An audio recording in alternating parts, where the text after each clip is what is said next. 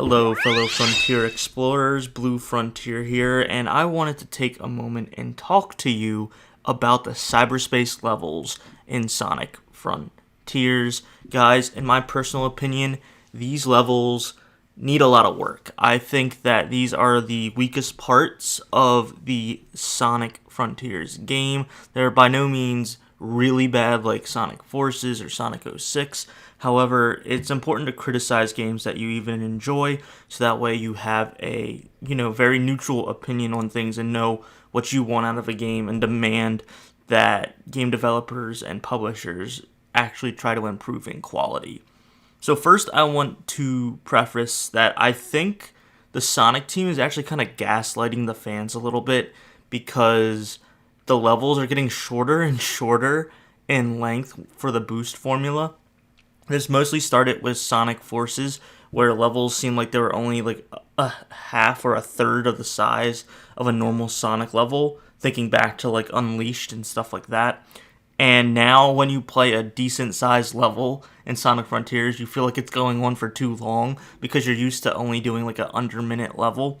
So I think that's an issue of itself right there. I think we're all being conditioned to these super short levels. So now that the longer levels are feeling more tedious, even though they're just a normal Link Sonic level. So it's actually kind of psychologically making it worse for us when they're longer. So then that gives the game developers an excuse to not work as hard on level design. That's just kind of a tinfoil hat theory I have. It's a little bit pessimistic, but I honestly think that's part of what's happening.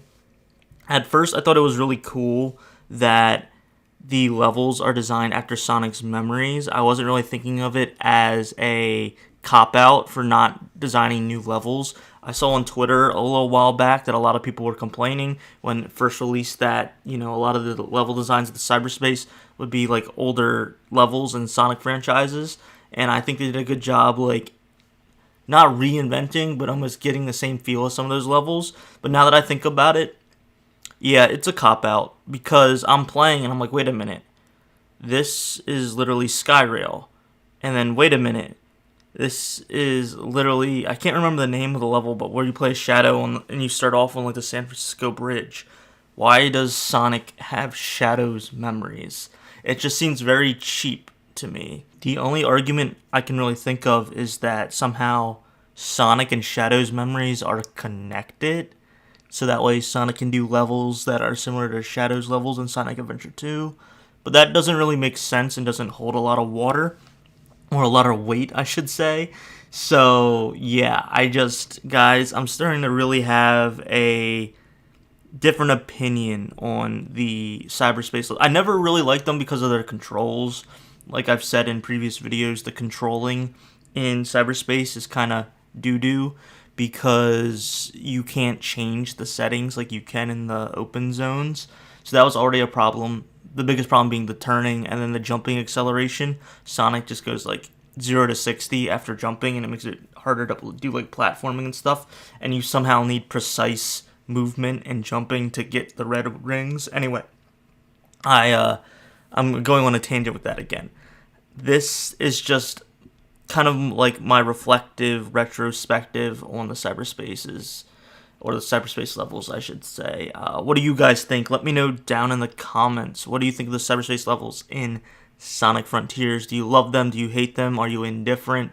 Does what I'm saying make any sense? Or am I just being an old man that's grumpy and complaining about the way things are going? I think they can do better.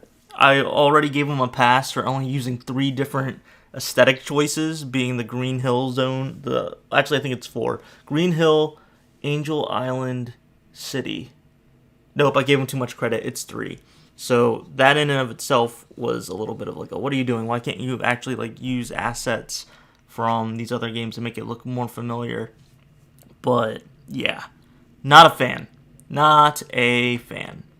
Well, that's all. I hope you guys enjoyed the video. If you did, please consider liking. And if you want to see more Sonic Frontiers and Sonic content, be sure to subscribe if you haven't already. And I'll see you in the next one. See ya.